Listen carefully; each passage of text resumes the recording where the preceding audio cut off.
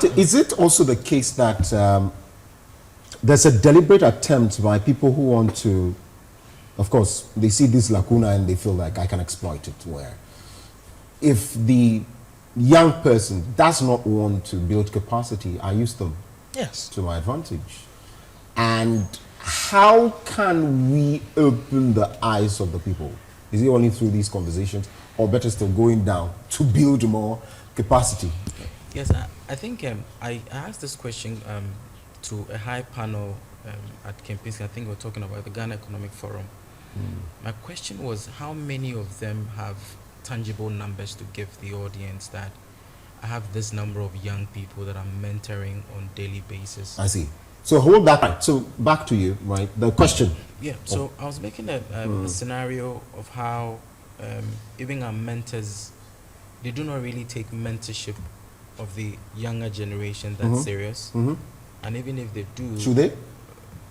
They should, because I mean, Coco, I give you this very simple example. You're in this chair, and when you're leaving, perhaps you want a legacy to continue, and so you want to leave someone who is skilled like you to be able to continue. And so they should take interest in this thing that perhaps they're evading the youth in order for them to have their way. Then I mean, the legacy is going to crumple, and the quality of a good leader is when you have your legacy being being transcend in terms of generations and all that. But again, even if they have pool of mentees, they're selective again of individuals who are puppets who they can control around and all that. As it's been indicated, when you take interest in yourself, you are able to decipher the right and the wrong, and perhaps the challenges you should solve as an individual. Indeed. And so it's not based on a mentor who dictates to you that tackle this or tackle that. And we've demonstrated around this table the dividend, the enormous benefits that you get as an individual. Right.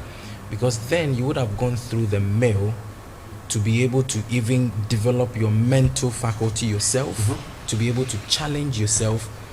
And one important reason a lot of youth venture into politics is to make a good name. Name? Yes. Well, a lot of young people? Yes. Name? I mean, it's unexplored. It's an unexplored fact that a lot of people want to change something which people say that is not changeable. There's a particular issue confronting the society you've been complaining about, and this time around you just want to be the one who history remember that you solved it. It's a good name. I mean, today we eulogize, Nkrumah and other Pan-African leaders because of what they stood for and because of their name. Right. The name and the legacy they're leaving behind. And so in doing so, you don't want to look at the benefits, the material benefits that comes with it. Okay. Because you have your name, which is bigger and stronger and more powerful than any other world, because you're going to leave. About the way forward in terms of the mentorship, I think we must get into the grassroots. Okay. And do more. When you say we, conscious youth? Yes. Is that a good word to use? That resonates more with some people. I don't know if it's okay. Yeah, I mean, consciousness is really about people who are deliberate about things. And so if we want to change the discussion, it must not end here. I gave you a little example that, some like-minded individuals are trying to do, at my backyard.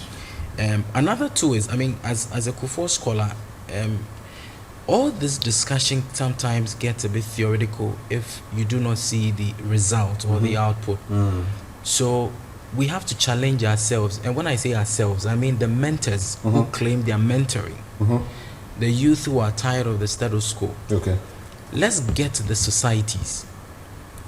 I did development communications, and one of the things as my masters, one of the things that they tell you is how can we use that to solve the problems in Atebubu or in any other, very remote area that we are having issues with.